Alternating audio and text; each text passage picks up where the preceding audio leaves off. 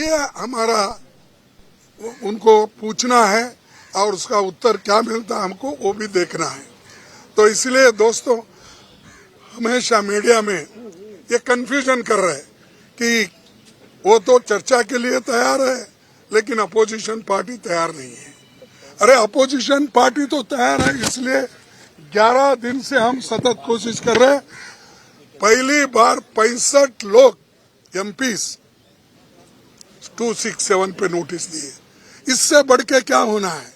इतिहास में इतना बड़े संख्या में जो नोटिस दिए हैं मैं समझता हूं ये पहली बार है। In spite of that they are not worried, क्योंकि उनके पास मेजॉरिटी है, बुलडोजर लगा रहे हैं और हमेशा यही बात करते हैं कि देश आगे बढ़ रहा है, लेकिन इसको पीछे ढकलने वाले वही लोग हैं। तो इसीलिए आज हम जो चीजें वहां पर रखना चाहते थे तो चंद चीजें रख नहीं पाए और वो हमेशा ये कहते 267 कभी भी चर्चा में नहीं आया सदन में। तो चेयरमैन साहब को भी वही बताया गया उन्होंने, लेकिन हमारे पास आंकड़े हैं। 267 में 7 बार 7 ओकेजन्स उन्होंने इस सदन में क्वेश्चन आवर बाकी के सभी बिजनेस स्टॉप करके 7 बार समय दिया गया है। उसी तरह क्वेश्चन आवर स्टॉप करके 10 ओकेजन पे उन्होंने इस पे चर्चा, ऐसे विषय पे 267 पे चर्चा करने के लिए समय दिया गया है। और हमारी गवर्नमेंट जब थी उस वक्त के भी बहुत है, ये तो आने के बाद डेमोक्रेसी में इनका कम विश्वास है और बात करने में इनका ज्यादा विश्वास है। देखिए मनमोहन सिंह जी जब थे तब इन लोगों ने एक यही शायद नॉर्थ ईस्ट रीजन का एक समय आया था, उसमें उन्होंने खासकर वेंकैया नायडू ने एक क्वेश्चन पूछा था। उस वक्त अगस्त 17, 2012 को क्या है question hour? Question hour was suspended by the chairman to take up the discussion on the topic of attacks on migrants from the northeastern region in different parts of the country. In the light of the request made by the members, Venkaiah Naidu एक उठाए थे सवाल, तो सभी question suspend करो, business suspend करो, इसको importance देकर आप चर्चा शुरू करो। तब डॉक्टर मनमोहन सिंह जी उस चर्चा में पार्टिसिपेट किए और उन्होंने उत्तर दिया। ऐसे कई उदाहरण मेरे पास है, समय नहीं है और आपको भी उतना समय नहीं है जिसको ग्रहण कर। इतने हमने जो प्रेसिडेंट है या पीछे के जो नेताओं ने कहा है, वाजपेयी जी भी कहे हैं और वाजपेयी खुद ही ये कहते थे कि क्वेश्चन और सस्पेंड करके इसको चांस देना चाहिए बोलने के लिए। और जब नेता लोग, बड़े बड़े नेता लोग, उनके नेता लोग भी इसी सवाल पे कई बार मुद्दे उठाकर तो प्रश्न, क्वेश्चन आवर और बाकी चीजें सस्पेंड करके लिए हैं। तो ये आज यहाँ पर हमको धमकाया जा रहा है और हमको कहा जा रहा है कि अगर आप बार बार ऐसे उठे तो आपको बड़ी शिक्षा मिलेंगी। ये कौन कर रहे हैं? चेयरमैन के मुंह से सरकार करवा रही है। सरकार अगर ये बातें नहीं करती तो नहीं होता था। और दूसरी चीज, एक हमारे सीनियर ये राज्यसभा मेंबर श्रीमती रजनी ताई पाटिल, उसको सस्पेंड किया गया एक सेशन के लिए। अब ये दूसरा सेशन चल रहा है, फिर भी उसका रिवोक नहीं हो रहा। क्या डेमोक्रेसी है? ये तो डिक्टेटरशिप है। मैं तो ये कहूंगा कोई कुछ भी बोलने दो, ये तो हिटलर शाही है। तो इसीलिए मुझे बड़ा दुख होता है। मुझे भी थोड़ा अनुभव है, हमेशा मैं पार्लियामेंट में सुबह से शाम तक बैठने की मुझे आदत है, सुनने की आदत है, लेकिन इसको भी कभी हम नहीं भूलना चाहिए कि हम बैठते इसलिए कि विचार दूसरों के सुनने के लिए, लेकिन वहां पर कोई भी बात सुनने के लिए भी तैयार नहीं है। और जब हम बात करने के लिए उठते हैं, वो अपोजिशन पार्टी की बात को वो अपोज करते हैं और रूलिंग पार्टी वाले उठ के चिल्लाते हैं, नो और मेरा माइक बंद करते हैं। बोलने के लिए इजाजत तो एक बार कहते हैं, 10 सेकंड में मेरा माइक बंद। ఉభయ సభలు ఏ విధంగా నడుస్తున్నాయి, ప్రజాకోణంలో నడుస్తున్నాయా లేదా, అసలు ఏం జరుగుతుంది, ఏం జరిగే అవకాశం ఉన్నాయి, ఏమైనా లాజికల్ కంక్లూజన్కి వచ్చిందా ఈ సభల్లో, ఇలాంటి అంశాలన్నింటి కూడా చర్చించేందుకు, విశ్లేషణ అందించేందుకు ఢిల్లీ నుంచి వెంటపాటి పుల్లారావు గారు మనతో పాటు ఫోన్ లైవ్లో సిద్ధంగా ఉన్నారు. పుల్లారావు గారు నమస్కారం సార్. నమస్కారం. పుల్లారావు గారు చూస్తున్నారు, గత 10 రోజుల నుంచి 9 రోజులు అనుకుంటే 9 రోజుల నుంచి లోక్సభ అదేవిధంగా రాజ్యసభ సమావేశాలు నడుస్తున్నాయి. సో ఓవరాల్గా ఎలా అర్థం చేసుకోవాలి, ఏదైనా మంచి అవుట్పుట్ వస్తుంది అసలుకి? అవుట్పుట్ అంటే ఏంటి?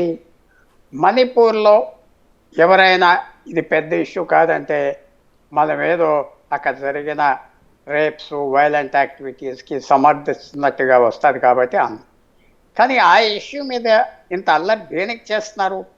ఈవేళ నరేంద్ర మోడీ ప్రధానమంత్రిగా ఉన్నాడు. నేను నరేంద్ర మోడీ మొహం చూసి నేను చెప్పట్లేదు. నేను ఏ వ్యక్తి అయినా ప్రధానమంత్రిగా ఉండనే ఆ వ్యక్తి ఈ పరిస్థితిలో ఏం చేయాలి అనే ఆలోచనతో చెప్తున్నా. దానికి ఏమిటి?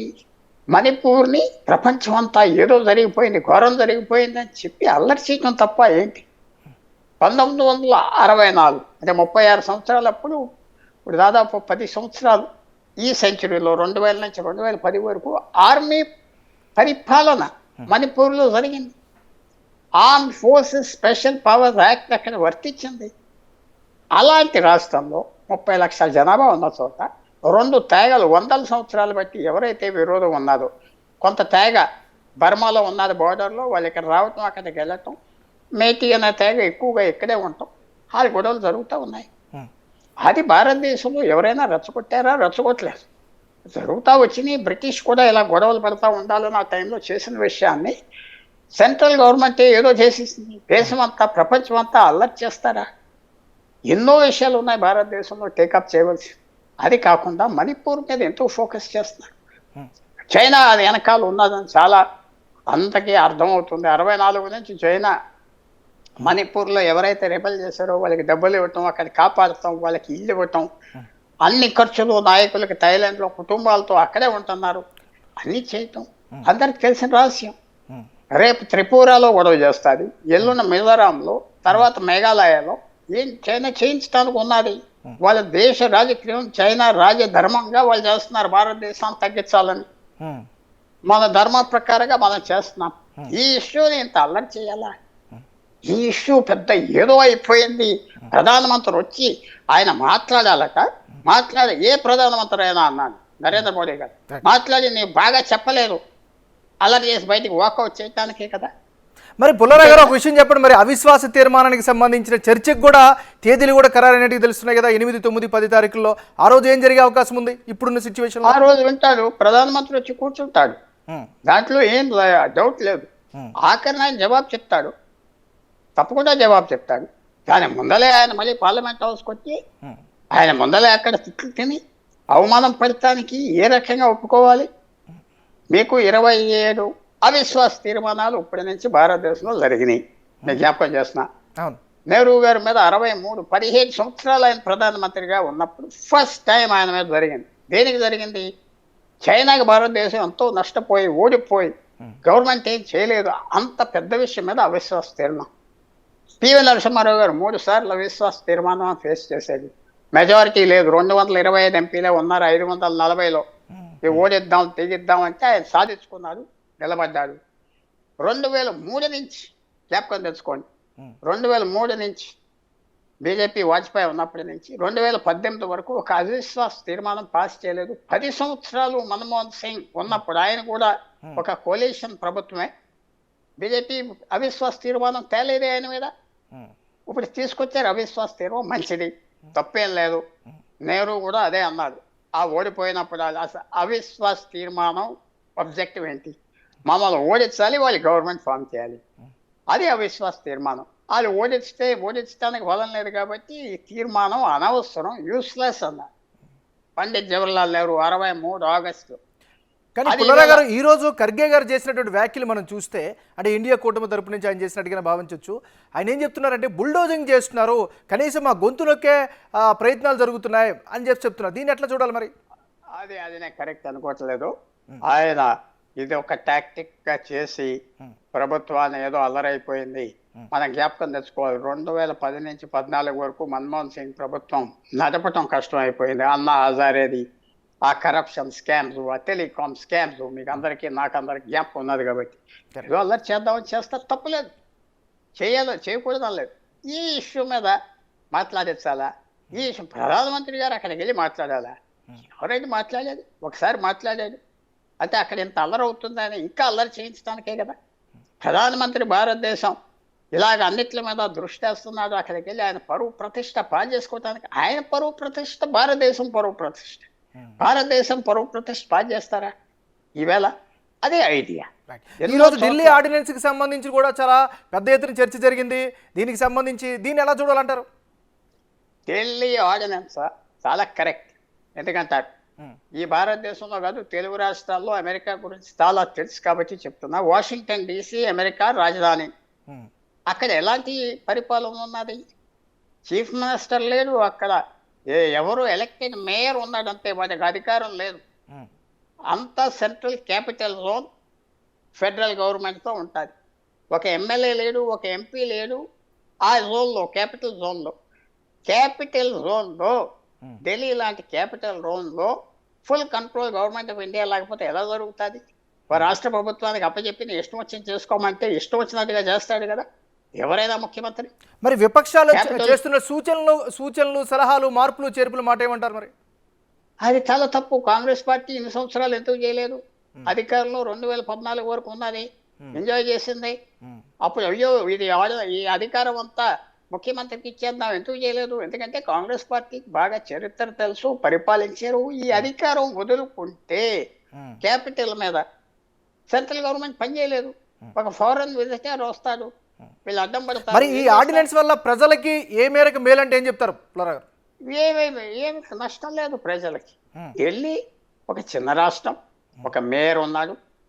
ఇది అధికారం క్యాపిటల్ రీజన్ లో లేకపోతే సెంట్రల్ గవర్నమెంట్ కి పని జరగదు. ఇది ఆఖరిని ఆలోచించి కాంగ్రెస్ పార్టీని బెదిరిస్తే ఆమ్ ఆద్మీ పార్టీ వచ్చారు. ఆఫీసర్లని ఇష్టం వచ్చినట్టుగా చేసుకోమని అప్పచెప్తే మిగతా రాష్ట్రాల్లో నువ్వు చేసుకోవచ్చు. ఎవరు అడ్డం పడుతున్నారు? కేసీఆర్ గారు ఇష్టం వచ్చినట్టుగా చేసుకోవచ్చు, జగన్మోహన్ రెడ్డి గారు, స్టాలిన్ గారు, ఎవరు అడ్డం పడట్లేదే. ఇక్కడ ఒక ప్రత్యేకంగా క్యాపిటల్కి ఫుల్ కంట్రోల్ సెంట్రల్ గవర్నమెంట్ ఉండాలి. డొనాల్డ్ ట్రంప్ ఫిబ్రవరి 2020 వచ్చాడు, మీరు మర్చిపోవద్దు. ఎంత గొడవలు చేసాడు ఆయన వచ్చిన రోజున. ఇక్కడ స్టేట్ గవర్నమెంట్ రెచ్చగొట్టింది అంటారు కొంతమంది. అవమానం తీసుకురావడానికి దేశానికి ఎలా కుదురుతుంది? సెంట్రల్ గవర్నమెంట్ దేశాన్ని కాపాడేది, దేశాన్ని చూసేది, రక్ష, విదేశం, కరెన్సీ అన్ని చూసేదానికి వాళ్ళ చేతిలో వాళ్ళ బిల్డింగ్స్, వాళ్ళ హోదా ఎక్కడున్నదో కాపాడిపోతే ఎలాగా? మిగతా రాష్ట్రాల్లో ఎక్కడా లేదే. మీ ఇష్టం వచ్చినట్టు చేసుకోవచ్చు కదా మిగతా రాష్ట్రాల్లో, మీ ఇష్టం వచ్చిన పోస్టింగ్ చేసుకోవచ్చు కదా. ఇది ఒక స్పెషల్ జోన్, రాష్ట్రానికి, దేశానికి రాజధాని. మిగతా దేశాలందరికీ ఈ సిస్టమే ఉన్నది. రైట్. మరి పుల్లారావు గారు ఒక విషయం చెప్పండి ఫైనల్ గా. అంటే ఇది ఎలక్షన్ ఇయర్, సో ఇది చాలా కీలకమైనటువంటి సెషన్స్. సో రానున్న రోజుల్లో ఎలా జరిగితే అవకాశం ఉంది, ఎలా జరిగితే మంచిది? మరి ఒకటి తప్పకుండా నో కాన్ఫిడెన్స్ మోషన్ మూవ్ చేస్తారు. నా వ్యూలో ఎలాగో ఓటింగ్ లో ఓడించలేరు. 150 మందో 140 మందో ఉన్నారు, 370 ఉన్నారు. వాకౌట్ చేస్తారు, ఆఖరి నిమిషం వరకు కూర్చోరు నేను అనుకుంటున్నా. ఈవేళ కూడా లోక్సభలో పాస్ అయిపోతుంది, రాజ్యసభలో కూడా మెజారిటీ వచ్చేసింది, పాస్ అవుతుంది, వాకౌట్ చేస్తారు. ఇది మాత్రం జరిగేది. అరవింద్ కేజ్రీవాల్ చాలా తప్పుడు అంచనా వేసుకున్నాడు. ఏదో ఇక్కడ ఆప్ చేయొచ్చు, అక్కడ ఆప్ చేయొచ్చు అనుకున్నాడు. ఆప్ చేయలేడు. నేను అనేది అరవింద్ కేజ్రీవాల్ ముఖ్యమంత్రి అవని ఇంకోటి అవనా ఎవరైనా అవనాయి, రాష్ట్రాన్ని దేశానికి రాజధాని ఫుల్ కంట్రోల్ గవర్నమెంట్ ఆఫ్ ఇండియాలో లేకపోతే ఎలా పరిపాలిస్తారో అది మనం అర్థం చేసుకోవాలి. ఇది క్యాపిటల్ రీజన్. మిగతా దేశాలన్నీ ప్రపంచంలో కూడా ఆ సిస్టమే ఉన్నది. పరిపాలన సెంట్రల్ గవర్నమెంట్ చేతిలో ఉంటుంది. రేపు ఇంకో ప్రధానమంత్రి వస్తే ఆయన చేతిలోకి వెళ్తాది, కేజ్రీవాల్ ప్రధానమంత్రి అయితే ఆయన చేతిలోకి వస్తుంది. అలా చూసుకోవాలి. కానీ ఇదేదో అన్యాయం అయిపోయింది, ప్రజాస్వామ్యం పోయిందంటే ఇదంతా చైల్డిష్ బిహేవియర్ అనుకుంటున్నా. సో తప్పకుండా రెండు పాస్ అయిపోతాయని భావిస్తాను. థ్యాంక్ యూ పుల్లారావు గారు, మీ విశ్లేషణ అందించినందుకు thank you so much. So ఏది ఏమైనప్పటికీ కూడా ఇప్పుడున్నటువంటి పార్లమెంట్ సెషన్స్లో ప్రజలకు ఉపయోగపడేటటువంటి కోణంలోనే చర్చలు అయితే జరగాలి. ఎందుకంటే ఎన్నికలకు సంబంధించినటువంటి ఇంకా చాలా తక్కువ సమయం ఉంది. సార్వత్రిక ఎన్నికలకు ముందు జరుగుతున్నటువంటి చివరి సమావేశాలు కాబట్టి ప్రజలకు ఉపయోగపడేటటువంటి కోణంలోనే చర్చలు జరగాలనేటువంటి ఆకాంక్ష అయితే సర్వత్రా వినిపిస్తోంది. और मर्यादा बनाए रखने के लिए मुझे सदन में कार्रवाई करनी पड़ेगी। सदन की कार्रवाई 3 बजे तक के लिए स्थगित की जाती है।